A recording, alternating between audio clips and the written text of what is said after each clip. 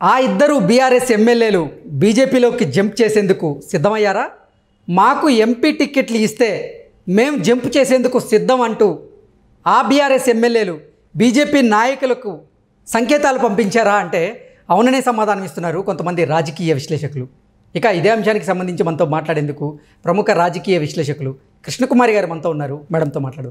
Madam నమస్తే. నమస్తే madam, ఆ ఇద్దరు బీఆర్ఎస్ ఎమ్మెల్యేలు బీజేపీలోకి జంప్ చేసేందుకు సిద్ధమయ్యారని, మాకు ఎంపీ టికెట్లు ఇస్తే మేము జంప్ చేసేందుకు సిద్ధం అంటూ కూడా వారు బీజేపీ నాయకులకి సంకేతాలు పంపించారంటూ కూడా ఒక వార్త ఇప్పుడు సోషల్ మీడియాలో చక్కర్లు కొడుతుంది. ఏంటి మేడం, ఆ వార్తలో వాస్తవం ఉందా? అసలు ఇద్దరే అని ఎందుకంటున్నారు? ఇంకా చాలామంది వెళ్తారు టీఆర్ఎస్ నుంచి. ఓకే, టీఆర్ఎస్ నుంచి చాలామంది వెళ్తారు. ఇటు కాంగ్రెస్లోకో లేకపోతే అటు బీజేపీలోకో వెళ్తారు. టీఆర్ఎస్ పార్టీ ఖాళీ అయిపోయే పార్టీయే. ఇప్పుడు నిన్న బొంతు రామ్మోహన్ మాజీ మేయర్ రేవంత్ రెడ్డిని కలిశాడు. ఆయన మల్కాజ్గిరి టికెట్ ఆశిస్తున్నాడు. మనం మొదల నుంచి చెప్పుకుంటుంది, ఈ రాజకీయ నాయకులకి ప్రజలకు సేవ చేద్దాం అనే దానికన్నా వాళ్ళకి ఏ పార్టీ టిక్కెట్లు ఇస్తుంది, ఏ కండువా తీసి ఏ కండువా కప్పుకోవాలి అనే దాని మీద ఉన్న ధ్యాస ప్రజల మీద లేదు అని మనం చెప్పుకుంటానే ఉన్నాం. వీళ్ళు పోటీ చేసేదే, రాజకీయాల్లోకి వచ్చేదే డబ్బులు సంపాదించాలని, అలాగే ఏ రాజకీయ పార్టీలో చేరితే గెలుస్తాము అనే ఒక అంచనాలు వేసుకుని మరీ పోటీ చేస్తా గెలుస్తున్నారు, డబ్బులు సంపాదించుకుంటున్నారు. గెలవకపోయినా కానీ ఇతోధికంగా సహాయ సహకారాలు అందించి కాంట్రాక్టుల పేరుతోనో ఇంకో పేరుతోనో డబ్బులు సంపాదించుకుంటున్నారు. ఇవాళ ఏ రంగం డబ్బులు ఖచ్చితంగా సంపాదించే రంగము అని కానీ మనం వెతికితే కనుక రాజకీయ రంగమే. వ్యాపార రంగం కూడా వీళ్ళందరికీ కమిషన్లు ఇచ్చుకుంటా వ్యాపార రంగం కూడా అంత హ్యాపీగా ఏం లేదు. ఓకే, ఇక ఇంకేమి చేత కాదు కాబట్టి చేస్తున్నారు. అయ్యి వీళ్ళందరికీ పంచుకుంటా వెళ్తున్నారు. ఇప్పుడు నేను చూడండి, శివబాలకృష్ణ హెచ్ఎండిఏలో, నేనే కాదు నా పైన చాలామంది ఉన్నారు, నా కింద చాలామంది ఉన్నారు అని చెప్పి చేతులు ఎత్తేసాడు. అవును. ఇప్పుడు పై వాళ్ళని ఎట్ట పట్టుకుంటారు? పై వాళ్ళు అంటే గతంలో మీరు చెప్పినట్టుగా అవినీతి మింగళాలా? ఇప్పుడు పై వాళ్ళు అంటే మంత్రి వరకు ఉంటుంది. ఇప్పుడు శివబాలకృష్ణ ఐఏఎస్ కాదు, ఆయన పైన ఒక ఐఏఎస్ ఉంటాడు. అవును. ఐఏఎస్ పైన ఇంకో ఐఏఎస్ ఉంటాడు, వాళ్ళపైన ప్రిన్సిపల్ సెక్రటరీ ఉంటాడు, వాళ్ళపైన మినిస్టర్ ఉంటాడు, ఆ పైన అది ఇది కాదంటే పెద్ద బాస్ ఉన్నాడు. మరి ఇంతమందికి వాటాలు పంచేటప్పుడు కింద వాళ్ళు ఏమీ తీసుకోకుండా గుళ్ళో దేవుళ్ళలాగా పనిచేస్తారా? చేయరు కదా. వాళ్ళు నొక్కుతారు కదా. యాతావాత ఒక 100 రూపాయలు ఇలాంటి అక్రమ సంపాదన వచ్చింది అంటే తెలా పాపం తలా పిడికిల్లాగా పంచుకుంటారు.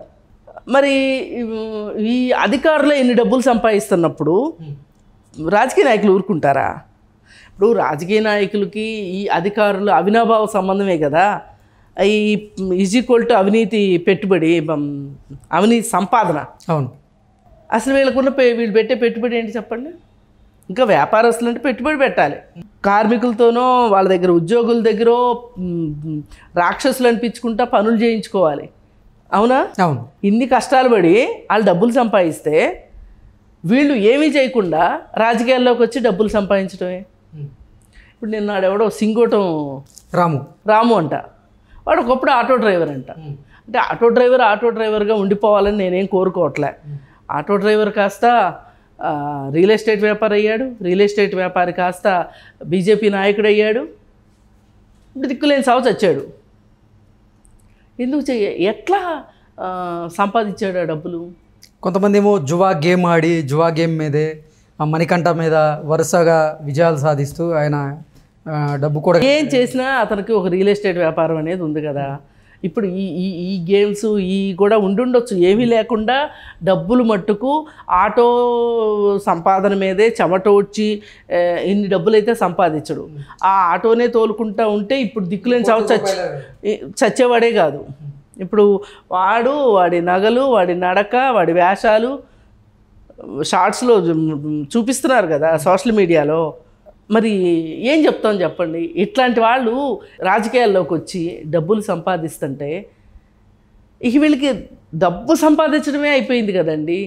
అసలు ఇప్పుడు మనం ఎక్కడ మొదలెట్టాము? పార్టీ మారే దగ్గర మొదలెట్టాం. అవును. పార్టీలు ఎందుకు మారుతున్నారు? గెలిచే పార్టీ దగ్గరికి వెళ్ళాలనుకుంటున్నారు. ఇప్పటిదాకా సంపాదించిన అడ్డమైన గడ్డి సంపాదన ఉంది కదా, ఈ సంపాదన ఖర్చు పెట్టి గెలుస్తారు. గెలిచిన తర్వాత మరి కాస్త సంపాదిస్తారు. ఇది పెట్టుబడి వాళ్ళకి. ఓకే, మళ్ళీ సంపాదిస్తారు, మళ్ళీ లాభాలు.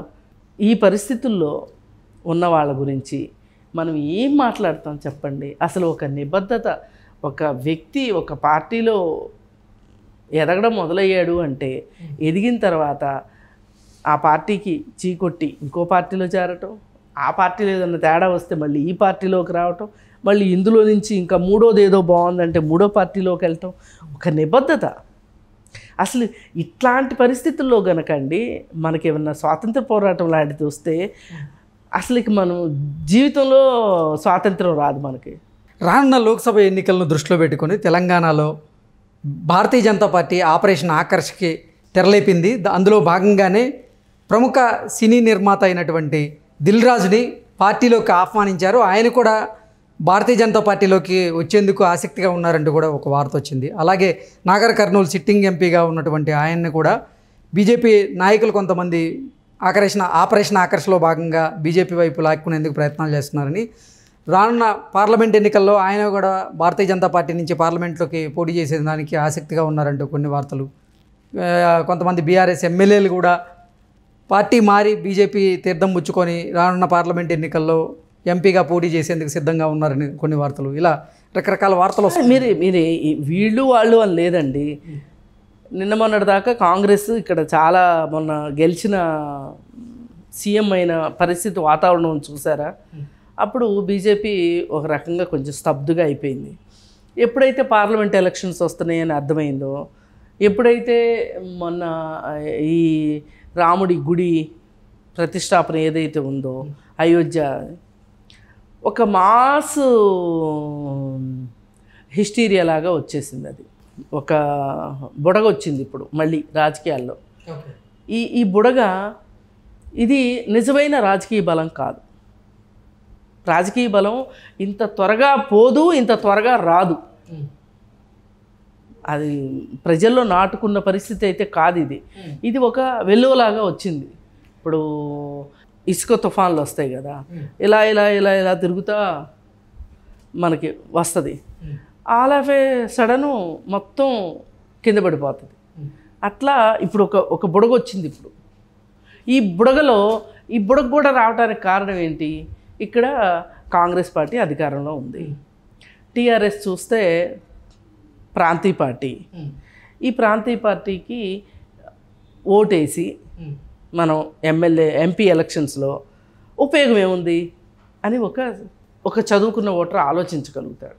ఓకే, అంటే మేడం అసలు మొన్న జరిగినటువంటి అసెంబ్లీ ఎన్నికల్లో కాంగ్రెస్ పార్టీకి ఎక్కువ స్థానాలు వస్తే రెండవ స్థానంలో బీఆర్ఎస్ఏ వచ్చింది. అవును. కానీ అటువంటి పరిస్థితి నుంచి ఇప్పుడు అసలు బీఆర్ఎస్లో ఉన్నటువంటి కొంతమంది ఎమ్మెల్యేలు కానీ సిట్టింగ్ ఎంపీలు కానీ బీజేపీ వైపు చూడడానికి కారణం ఏంటి? అదే నేను చెప్పింది.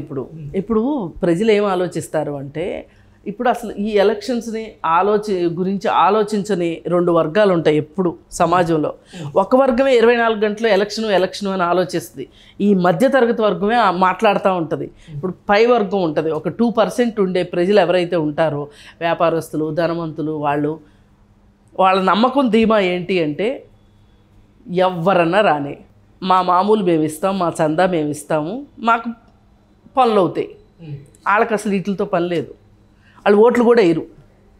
మహా అయితే ఛానల్స్లో చూపిస్తారని కొంతమంది అంటే బాగా పాపులర్ పీపుల్ వస్తారు తప్పితే ఒక మాదిరి డబ్బులు ఉన్న వాళ్ళు రారు ఎలక్షన్కి.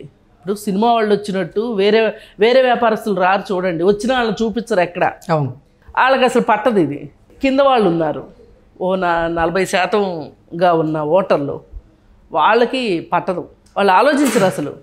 అసలు వాళ్ళకి ప్రతిరోజు ఎలక్షన్ గురించి మాట్లాడుకోవాల్సిన రాజకీయాల గురించి డే టు డే పాలిటిక్స్ వాళ్ళు ఎప్పుడు చర్చించరు. వాళ్ళు న్యూస్ పేపర్ చదవరు, చర్చించరు. వాళ్ళ పనులే వాళ్ళు చూసుకుంటూ ఉంటారు. ఎప్పుడైతే ఆ ఏరియా ఒక లీడరు కన్సర్నల్లో ఉంటుందో, అది ఏ పార్టీ అన్నా కావచ్చు, వాళ్ళు ఎలక్షన్లకు ముందు కాస్త మీకేమో చేస్తామనో, లేకపోతే ఇంకోటి చేస్తామనో ఏదో మాట్లాడి రోడ్డు వేస్తామని అదని ఇదని ఏదేదో చెప్పి ఇన్ని ఇస్తాము అని చెప్పినప్పటికీ కూడా ఎలక్షన్ 2 రోజుల ముందు నుంచి డబ్బులు పంచిపెట్టి మంది చెప్తే వాళ్ళు వచ్చి ఓటేస్తారు. వాళ్ళు ఆ క్షణానికి ఎవరికి వేద్దాం అనుకుంటే ఇద్దరి దగ్గర డబ్బులు తీసుకుని ఒకరికి ఇద్దరికైతే ఓటు వేయలేరు కదా. లేదు అనుకుంటే కొంతమంది పాపం చాలా మంచి మనసు ఉండేవాళ్ళు ఉంటారు. రెండు పార్టీల దగ్గర డబ్బులు తీసుకొని చెరిసగం ఓట్లు ఈ పార్టీకి కొన్ని ఓట్లు ఆ పార్టీకి కొన్ని ఓట్లు వేసేవాళ్ళు కూడా ఉంటారు. ఏదో పాపచింతన ఉంటుంది కదా, డబ్బులు తీసుకున్నాం కదా అని. ఇట్లా ఈ వర్గం వాళ్ళు ఆ వర్గం వాళ్ళు ఆలోచించరు. కానీ ఈ కాలక్షేపంగా రాజకీయాల గురించి ఓటు కూడా వేయరు వీళ్ళు. మళ్ళీ ఇందులో కూడా చాలామంది ఓటు వేయరు, కానీ చర్చిస్తారు. ప్రతిరోజు న్యూస్ ఛానల్స్ పెట్టి న్యూస్ చూస్తూ ఉంటారు. రాజకీయాలు ఏమైపోతున్నాయి, అసలు ఇట్లా అయితే ఎట్లా, అది ఇది అని మాట్లాడుతూ ఉంటారు. కానీ ఓటింగ్కి వెళ్తారా లేదా అనేది అనుమానాస్పదంగా ఉన్న ఓటర్ ఎవరైతే ఉన్నారో ఆ మిడిల్ క్లాస్ పీపుల్, వాళ్ళని భక్తి పేరుతోనో, స్వచ్ఛ భారత్ పేరుతోనో, బేటీ పడావో బేటీ బచావో పేరుతోనో, ఇట్లాంటి నినాదాల పేరుతోటి బీజేపీ టార్గెట్ చేసింది. యోగా పేరుతోటి ఇప్పుడు ఇవన్నీ అయిపోయినాయి, అస్త్రాలన్నీ అయిపోయినాయి. అమ్ముల పొదిలో అస్త్రాలన్నీ అయిపోయిన తర్వాత ఇంక వీళ్ళు ఎలక్షన్లు వచ్చేస్తున్నాయి. ఇక చివరిసారిగా మన అస్త్రం ఏంటి అంటే అయోధ్య టెంపుల్ అనేది వాళ్ళు డిసైడ్ చేసుకున్నారు. ఒక రకంగా అది సఫలీకృతులయ్యారని చెప్పొచ్చు. ఇప్పుడు ఈ వాతావరణం ఏదైతే ఉందో, ఆ హీట్ ఏదైతే ఉందో తెలంగాణలో బాగా వచ్చింది. పైగా ఇప్పుడు ఆంధ్రాలాగా ఎమ్మెల్యే ఎలక్షన్ కూడా లేదు, కేవలం ఎంపీ ఎలక్షన్. ఈ కేవలమే ఎంపీ ఎలక్షన్ ఉన్నప్పుడు ఎక్కువగా పార్టీ మారే అవకాశం ఉంటుంది. ఎందుకు అంటే ఇప్పుడు టీఆర్ఎస్ పార్టీ ఉంది. ఎన్ని చెప్పినా టీఆర్ఎస్ పార్టీకి ఓటేస్తే ఇది కేంద్రంలో అధికారంలోకి వస్తా రాదు. ఇలా ఆలోచించగలిగిన కెపాసిటీ ఉన్న వాళ్ళు కూడా ఉంటారు. ఓకే, ఇప్పుడు టీఆర్ఎస్కి ఎంపీకి ఓటేశారనుకోండి, టీఆర్ఎస్ బాగా బలంగా ఉందనుకోండి, నాకు మీరు కారు సారు 16 అన్నాడు ఒకప్పుడు ఎవరు, కేసీఆర్. అవును, అంటే ఒక ఊపు వచ్చింది, బాగా వేశారు ఓట్లు. ఇవాళ అనుమానండి కేసీఆర్ నాడు ఆ నినాదం కేసీఆర్ని ఇమ్మనండి, ఇచ్చే స్థితిలో లేడు.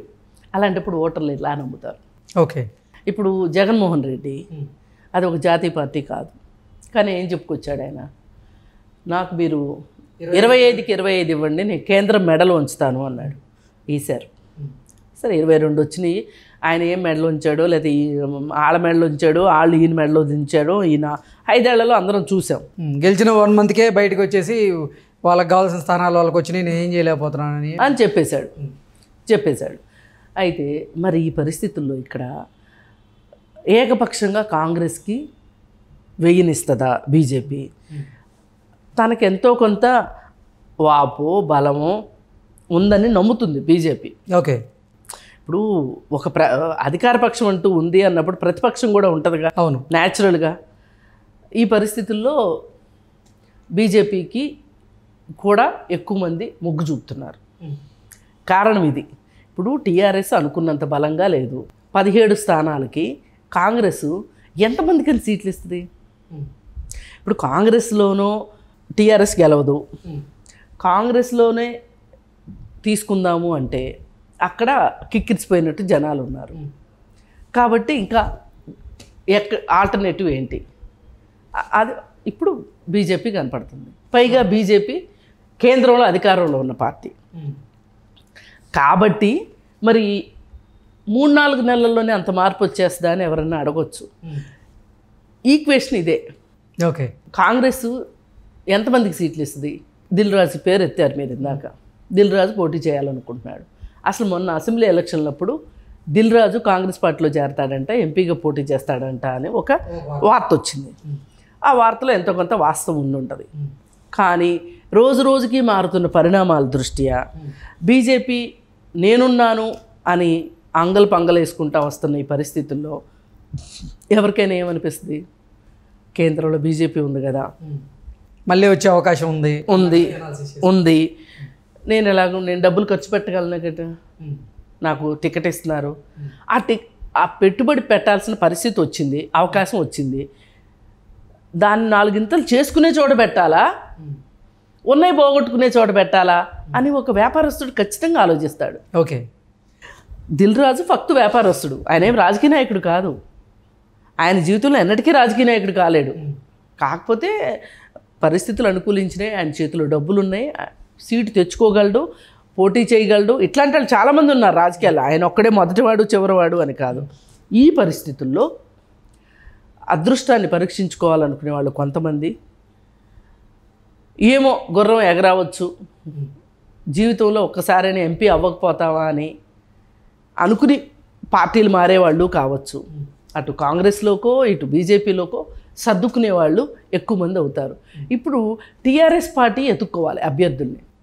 పోటీ చేయలేకపోతేనేమో పరువు పోతుంది, అప్పుడే సతికిలు పడిపోయిందా అని. అవును, అప్పుడేమవుతుంది, ఈ గెలిచిన వాళ్ళు ఎవరైతే ఉన్నారో వీళ్ళు తట్టబట్ట సర్దుకోవడం మొదలెడతారు, ఎమ్మెల్యేలుగా గెలిచిన వాళ్ళు. అందుకని ఖచ్చితంగా పోటీ చేయాలి. పోటీ చేయాలి అంటే డబ్బులు ఖర్చు పెట్టాలి. అవును, ఖర్చు పెట్టగలిగే వాళ్ళు ఎవరు? ఇప్పుడు కేసీఆర్ వాళ్ళు పార్టీ తరఫు నుంచి 5 పైసలు తీయరు. ఇప్పుడు మళ్ళీ ఇంకోసారి అధికారం వస్తుందో రాదో తెలియదు.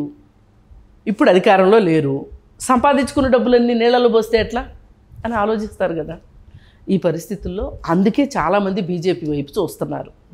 కేంద్రంలో బీజేపీయే గెలుస్తుంది అనే ఒక నమ్మకం వచ్చిన తర్వాత, ఈ అయోధ్య తర్వాత ఈ హడావుడి పెరిగింది. అంతకుముందు ఇంత హడావుడి లేదు.